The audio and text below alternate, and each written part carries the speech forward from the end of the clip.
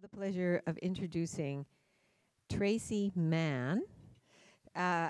Tracy and Susan were at the meeting of in San Francisco. You can see in your program that it's a very unique, I think I'm looking at it as a female collaborative, Climate-Wise Women. And Tracy told me that her mother was an eco-feminist. I call her eco-feminist. She took her on the first Earth Day parade in 1970.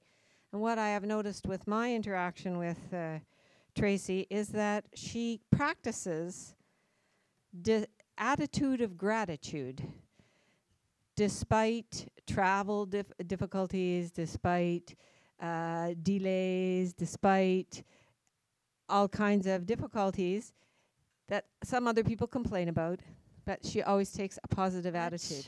Thank you, Group of 78. It's such an honor to be here as an American and learn so much about what's happening in Canada and see so many dedicated, informed activists and scientists and researchers and policymakers. It really, for me, is quite encouraging to see that here. And some American students, yes, go New York.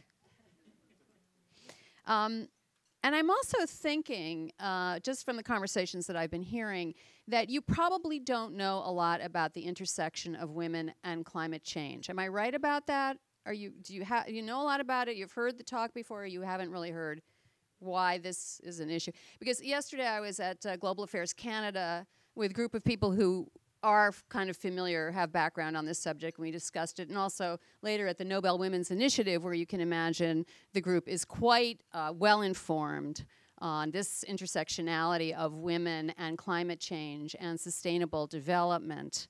But I think I'll take you back, and it's great to be able to do this because, as Joanna said last night, part of the way that we engage ourselves in this quest for optimism as we face the daunting challenges ahead of us is to tell each other stories.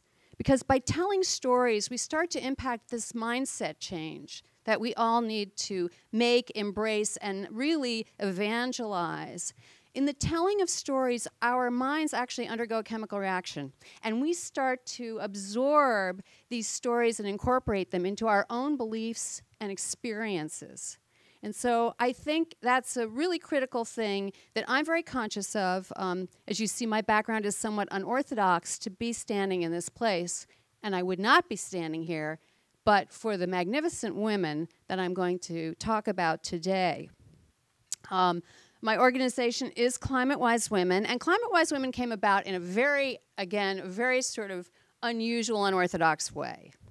In 2009, as activists were gathering in New York for the UN high-level meeting on climate change, there was a coalition of all of the world's major green NGOs, like Greenpeace, the World Wildlife Fund, and Oxfam, and others.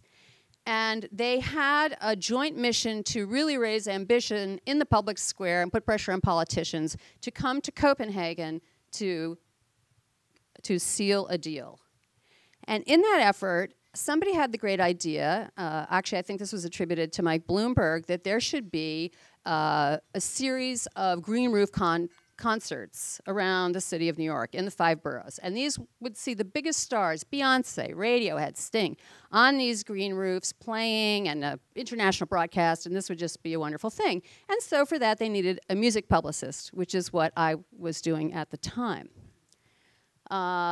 As Susan said, my mother started us off right with a view towards environmentalism, low consumerism, and certainly feminism.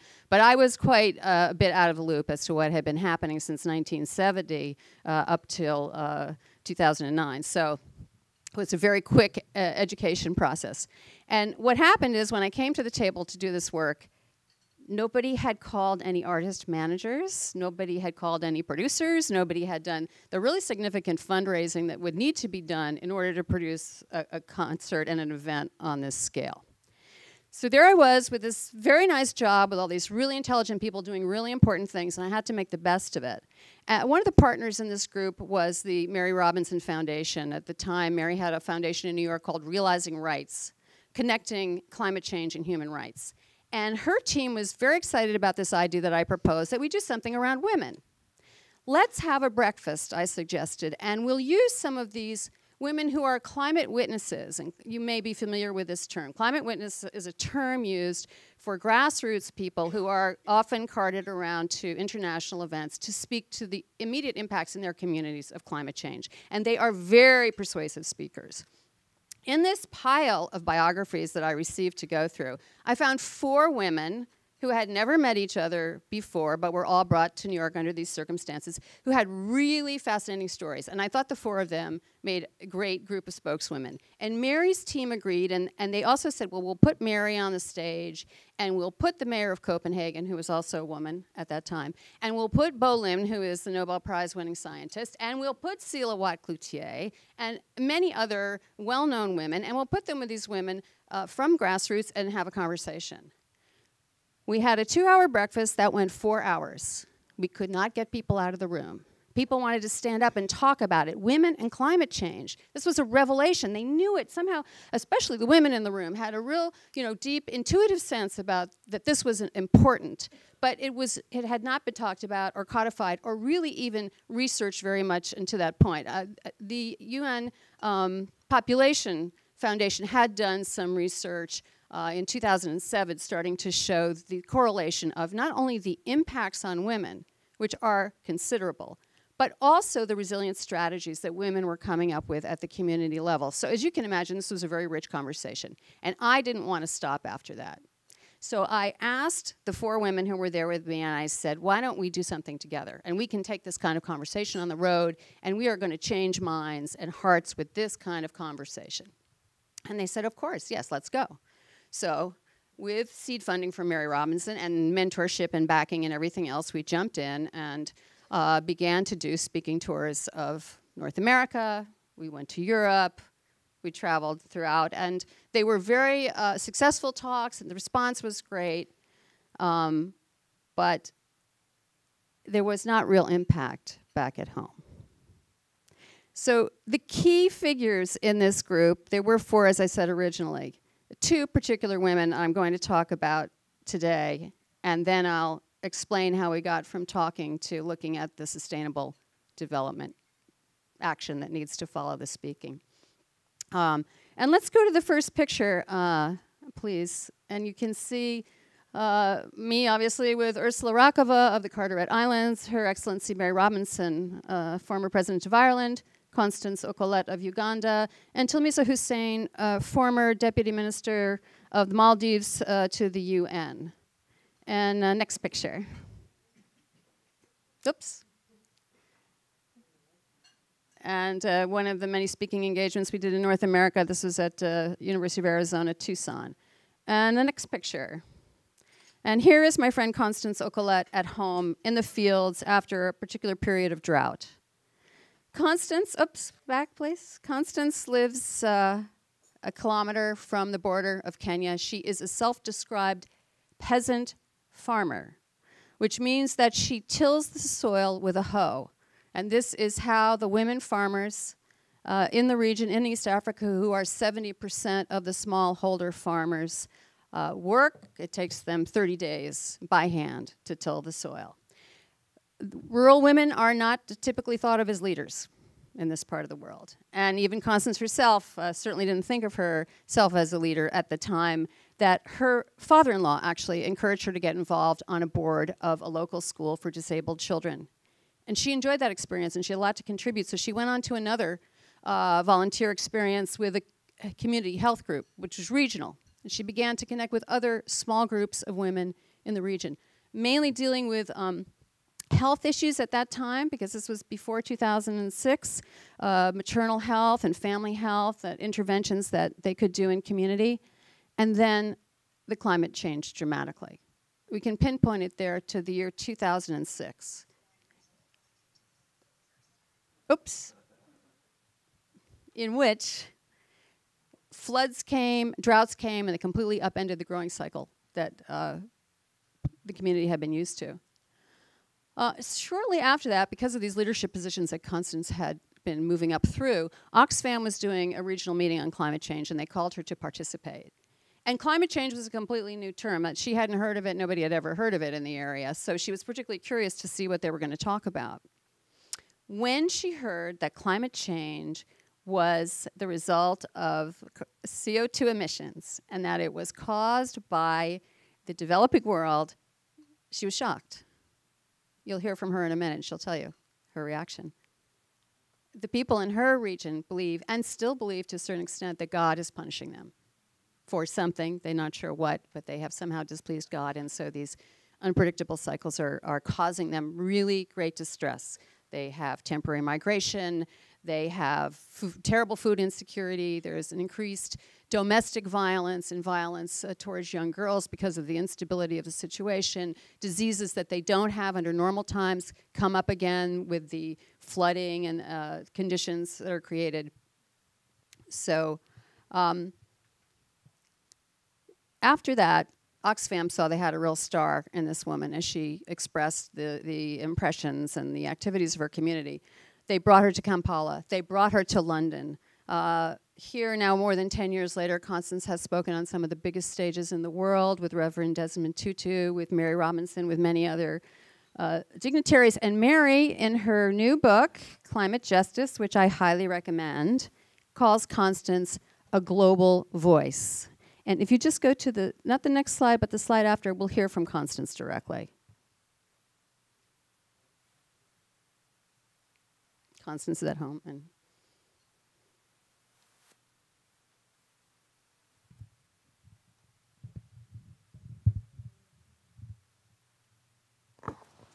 hope the sound works. In the past, we used to live very well. We used to have easy and simple life. In 2007, floods came, swept the village. I went outside my home, stayed with my sister. When I came back, I got my house, all my houses gone. During floods, there's a lot of death. You find malaria, you find diarrhea, you find cholera killing people. You find health centers full of patients. At times, you find people dying before reaching the hospital. The most problem is people still don't know what climate change is. People are still crying, God, why are you making us suffer? We think that it is God making people suffer. For us, we thought it was just weather changing and whatever.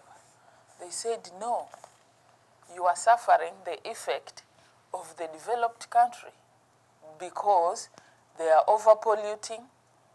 I went back, told my people, and my people said, oh, what next? Then we said, with the time, with the talking, if we join hands together, things can change. They will understand, and they can change. Not to stop the emission, but to reduce the emission up to a certain level. Let us change our ways of living, because we depend on agriculture, and agriculture is now not dependable. Everybody will suffer if it continues like this.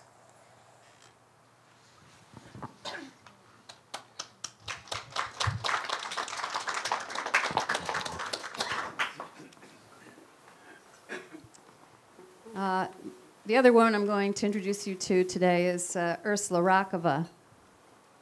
And you'll see Ursula here working on the cacao, drawing the cacao that they've harvested. Ursula Rock Ova already had earned her graduate degree and had considerable experience in public policy and had worked for Oxfam in Papua New Guinea. She is from the Carteret Islands, which are a very small atoll that lie about 45 miles off to the east of Papua New Guinea.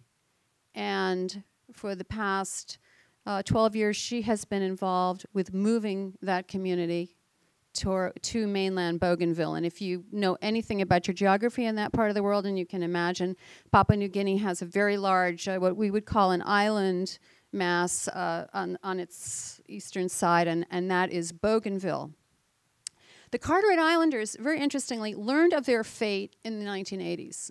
Studies had been done, scientists had visited the region, and they knew that there was going to be a combination of sea level rise and the shift of the tectonic plates that would cause their islands to eventually become submerged, probably in the beginning of the 21st century was the scientific thinking on that. And so very smartly as a community, and there are about 2,700 people that live in this atoll, they wanted to self-organize, and they did contact their government, and they had plans moving forward. And then in 1990, a terrible civil war hit Bougainville, which was where the islanders had planned to relocate. This conflict was over the Panguna mine, which at the time was the largest open-pit copper mine in the world, run by Rio Tinto, and there was an armed revolt against the mine owners. This war lasted for 10 years. In that time, the government in Port Moresby lost any interest in looking at the Carteret Islanders and helping them move, and the province was pretty decimated. So the elders, the Council of Elders, called Ursula back from Port Moresby, and they said, you know, you have this contact with the international community. We need your help. We want to organize a voluntary migration. It was not only moving people, the physical act of moving people, which Ursula had really made a major accomplishment in that she managed to convince the Catholic Church in Bougainville to award them 4 different plots of land that had been unused by the Catholic Church. They were basically old cacao plantations where they could build new settlements and bring people.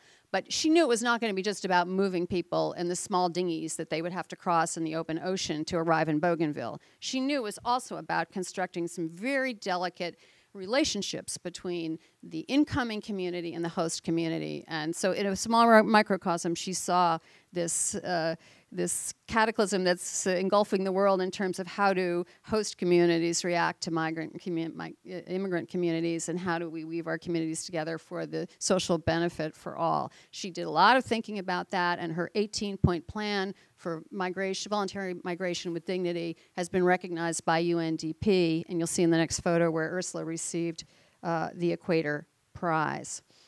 Ursula is the subject of a 2010 Academy-nominated award documentary, Sun Come Up, and if you're interested in her story, I think it's still available on HBO On Demand. I really recommend that you take a look at it.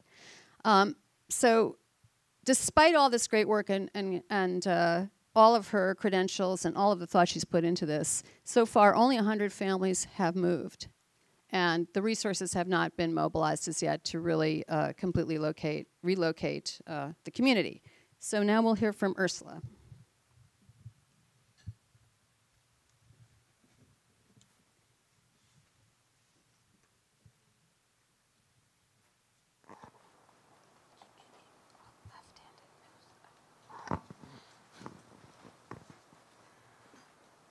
My name is Ursula Rock Ova, and I come from Papua New Guinea. Over the years, we have witnessed frequent rising sea levels, frequent storm surges, and lately we have lost our food security.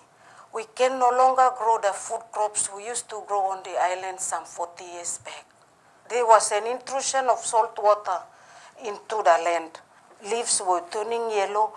Our fruit trees were also beginning to die away, and then it results in a lot of women and children also getting very sick with dysentery, malnutrition, because children and women are not able to get a balanced, nutritious meal each day. Scientists have been telling us that by 2020 or by 2040, virtually the islands will be gone. We started to move, to relocate people in 2009. And we are continuing to do that. We have a population of 2,700 people, meaning that we will have to move 150 to 200 families over to mainland Bougainville. And so it's a whole lot of new skills that we will have to learn. Farming skills, agricultural skills. We have lived there for many generations. My great-grandparents have lived there. We have lived there. We are connected to the island. It is our identity. It is our home. Climate change impacts is a global issue. A whole lot of island states of the world will be displaced. Millions and millions of people will be displaced. So we should be responsible for these people. It does not only affect my people, it affects everyone.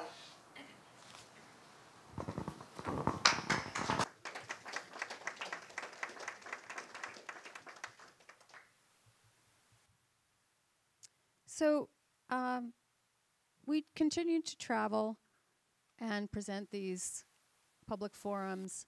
And you can see there we are in Austin, Texas, at South by Southwest. But Ursula was very concerned that these speaking engagements were not bringing home results to the community. And she confronted me and she said, I'm not going to do this anymore because my leadership is being questioned when I go home.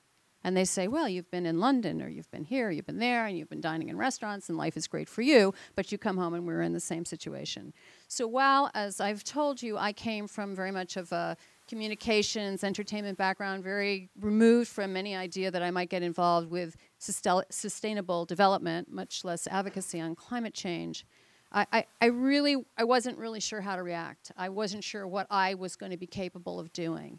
But when we went to Paris, and maybe show the next slide, there was a mood in Paris, and any of you who were at Paris, despite the fact that we were very unsatisfied with many aspects of the agreement, there was a feeling in civil society that was just really buoyant and really amazing. And that gave me, frankly, the courage to say, okay, what more can we do beyond what we have achieved so far? My first step was to go and visit the women at home and really meet the community and get to know them, the individuals that I had heard so much about and the stories, and see firsthand what was going on. So in Uganda, next slide please, I found that Constance's community was embracing the skills that they had learned from the Greenbelt movement. And if you're not familiar with the Greenbelt movement, it's based in Nairobi, Kenya, was founded by the Nobel Peace Prize winner Wangari Maathai. It started initially as an activity for women to plant trees, both for reforestation and to provide small livelihoods. And there they have invited Constance's group to come, and they spent several days in training. So it wasn't only the skill training in the tree planting, in the biomass briquette production, and other skills of those types, but it was the energy and the atmosphere in Nairobi that a lot of the women came back, and the women that I met then on my subsequent visit were very excited about small entrepreneurial schemes. They were starting to think about new things they could be doing that would in some way adapt to the fact that they were going to lose a lot on the agricultural side. And just in case, I think this, you probably all very familiar with this background, but in Africa, women are the major small shareholder farmers. They produce the food, all the food that's eaten, and they have all the responsibilities of the home and the community. So even though they are not, in terms of the social hierarchy, the leaders, they are de facto the engines that make the communities run. And that is really why they are such key. People use the word change agents, but really if you're talking about influencing mindsets and influencing people and leading them into a new way of living, as Ursula described also in her piece there, the women are the ones that are really have the relationships so that they can develop that kind of change in an organic way. After my visit, Climate Wise Women was able to assist Constance's group, the Osakuru United Women Network, with their first international grant, which was from Global Green Grants. And with that $5,000 grant, the women bought teams of oxen and plows, because come to find out, oxen and plows, the lowest of low-tech solutions, reduces the tilling time from 1 month with the women with the hose to a day and a half. And when it goes down to a day and a half, you can take advantage of the incredibly fertile soil and growing conditions in Uganda, and you can speed things up. And so you can get a whole cycle of crops through before the next storm, the next drought, the next flood. These oxen and plows are owned by the community groups, and they also rent them out to other groups, so they have the potential of making additional income that way. So for now, that's the project there, and the groups are seeking more funding for other schemes of this type. And as I'll mention later, that is quite a daunting challenge for women in a small village to find the resources that they need to continue these really bright ideas that they have from their own lived experience. Next slide. And you see the women. These are the seedlings that they, some of them they brought back from Nairobi, and some they have there, and that they're cultivating the trees. Okay, next slide. Here we are in Timputs in Bougainville in Papua New Guinea, and these are some of the structures that have been built in the new settlement in Timputs. So not only have they built 10 homes, but they replanted. Things were really kind of in dire straits after the Civil War, and so this small community from Carteret Islands replanted the neglected plantation. They have a really thriving mini forest, they call it, and with the food that they produce, that food goes back to the atoll, and they're managing to sustain the community, which at this point there's such seawater invasion that they can't really grow crops anymore, and they can only eat some coconuts and fish a little bit, but it's pretty dire. So this is really the lifeline, the food support. And they also are revitalizing the cacao crop that was abandoned again in this conflict, to think about that as a way of getting off international aid and having their own livelihood. Cacao was very significant in PNG in the past, and it went through a cycle of disease and that they had to build back from. But the Carteret Islanders are hoping to get on that wave, and they do have some customers in Hamburg, Germany right now buying the small amounts that they're able to produce. Next slide, please. And here's Ursula with the cacao.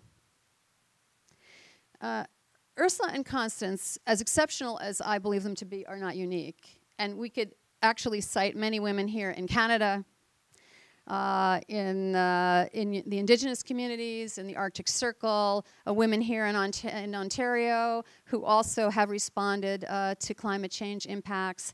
And I'll make the case again that the reason that we cannot ignore women is because women are the glue in our society. And to make the fundamental shift, and I think many of you in the room have voiced this, a shift of mindset, a shift of how we think about our economy, about how we think about our way of life. If we want to really be successful with that and come out in a way that we feel like we're thriving and we're all benefiting by this very substantial shift we have to make, we have to have women fully included.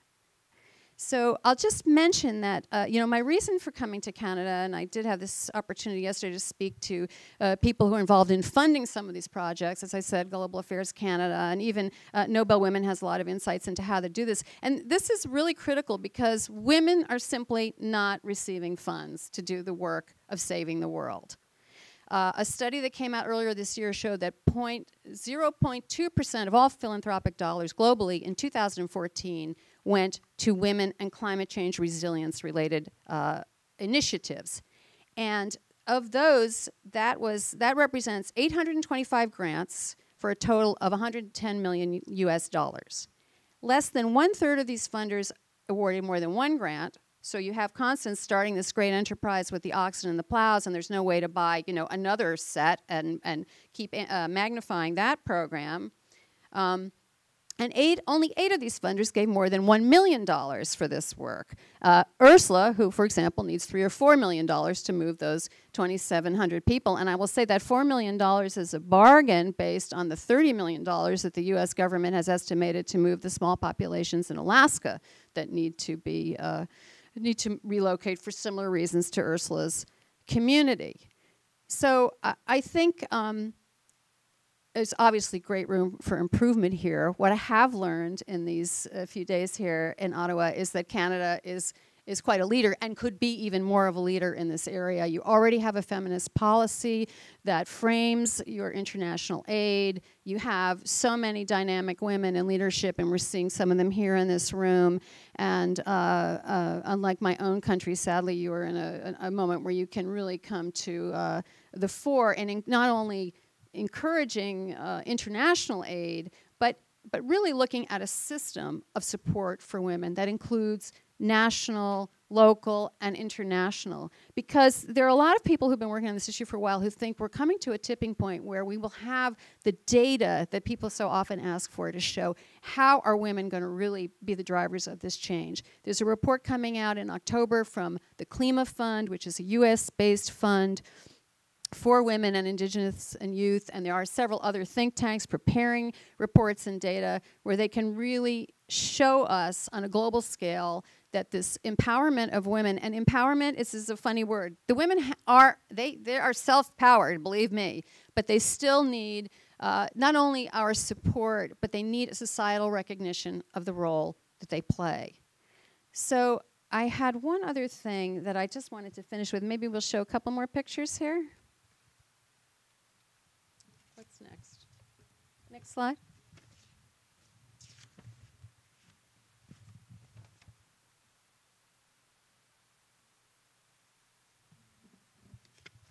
Yes, here are Ursula and Constance at the Rainforest Alliance. And one more slide, please. Ursula at COP21 in Paris. I just want to thank all of you. It's really a privilege to be speaking to you. And also, I must say, I rarely speak to audiences that have so many men in the audience. Because when the word woman is put as a topic of a conversation, men, unfortunately, self-select. And I can hear from all the comments that we have a tremendous group of men in this room, activists, supportive, men who listen, men who really can embrace the success of women without feeling any loss to their own power. And so I encourage you, I ask for your leadership, really I beg for your leadership, and I beg for you to keep an eye on the women in the world, here in Canada and elsewhere, that are coming up with initiatives, ideas, and energy to take us to that vision of hope that so many at this podium have tried to exhort us to rise to. Thank you.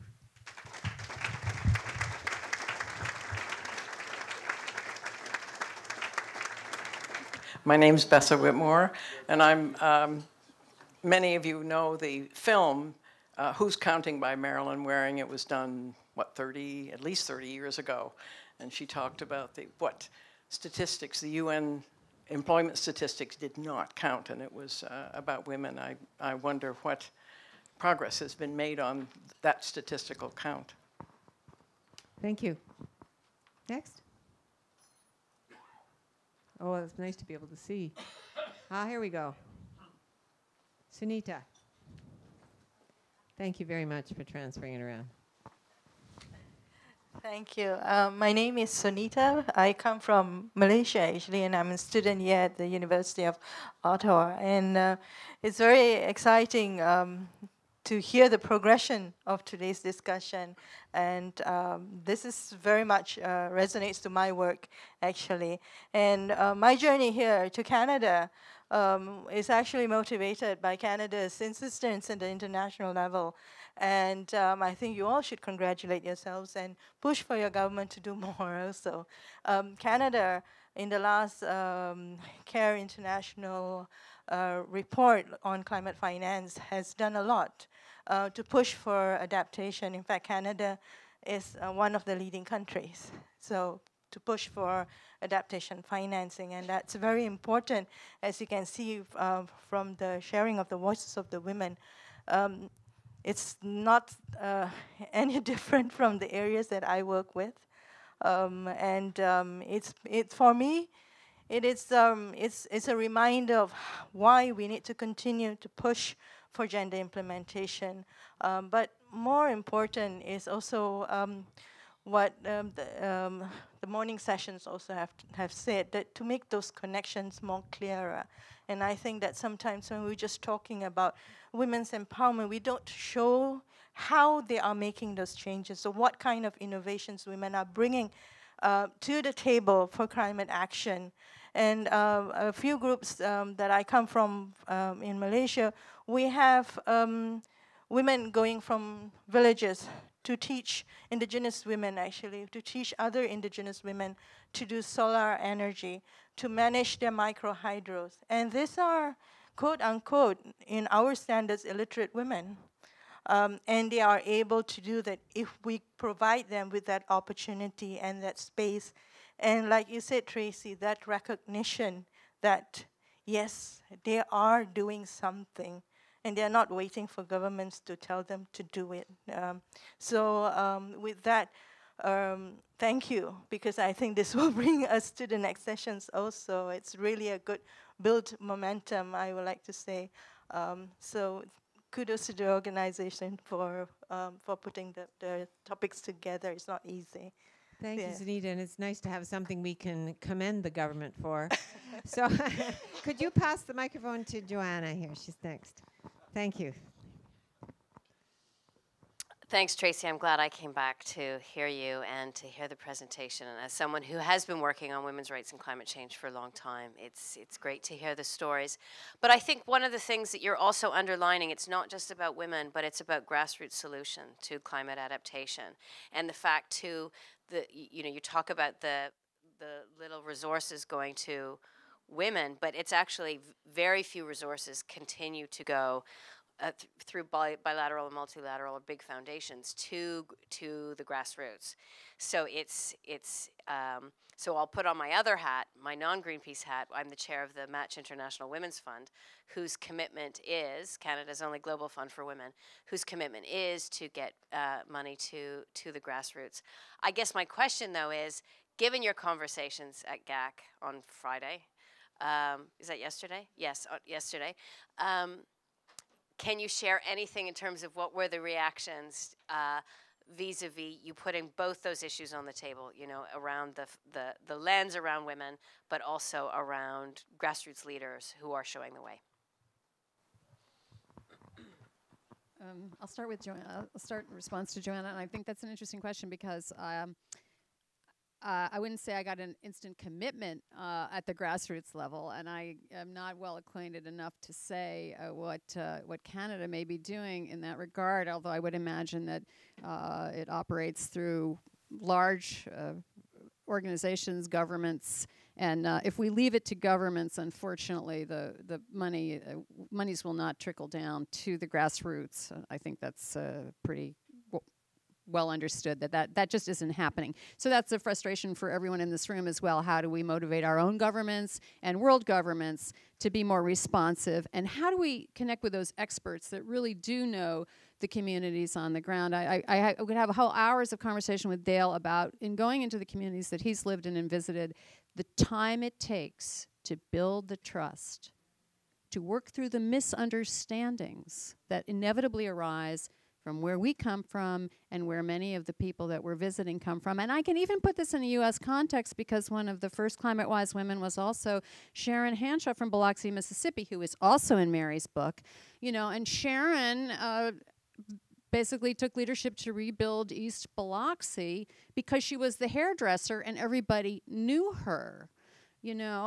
So it's not just, it's easy to, I must confess, it may be easy for some to look at Ursula and Constance and say, well, they're very far away. It's a terrible situation. We've got our own crises right here at home. But these stories translate, and they really translate into a call to action. And I thought it was interesting. Okay, let's talk about the peer-to-peer development. This is really when you're in the development sphere as we move out of North America, let's say, but I still could relate this back to the Delta and the Southern United States, this idea of women getting together to be able to share skills, share knowledge, reinforce each other in entrepreneurship. We heard a very interesting talk yesterday at GAC about a study that was done on women's entrepreneurship and what was missing. What was missing were all the supports that kept women, encouraged them, validated their ideas, and provided a social safety net so that they could fail and reiterate and fail and try again and build new things, which is, of course, we know the process for building a successful business scheme.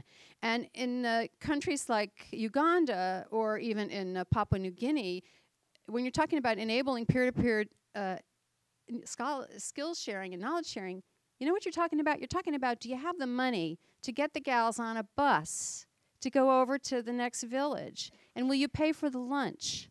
And if they need some materials like pencils and notebooks to capture some of the information, can we do that? Could we provide cell phones that have more of a capacity than just text messaging? So maybe they would be able to be better communicated. I mean, there's some very basic interventions that would up the ante throughout these women's groups that are still not being taken on a systematic level. And as to statistics, the UN is trying. As I said, there was a study by the UN Population Fund back in 2007, and one or two other studies. But there really isn't a great deal of money being put into those studies, and they're being done in quite small ways so far. People trying to work against that, but I would agree with you, it's quite a slow-moving process. I noticed that I know that the International Organization for Migration, for example, is now trying to do some more comprehensive work on the effect of climate migration and women. But to lift it out of the anecdotal area when you're traveling to communities and you have to go through the process of establishing a rapport, establishing trust, and really elicit answers that can be used empirically, it's quite a time-consuming process.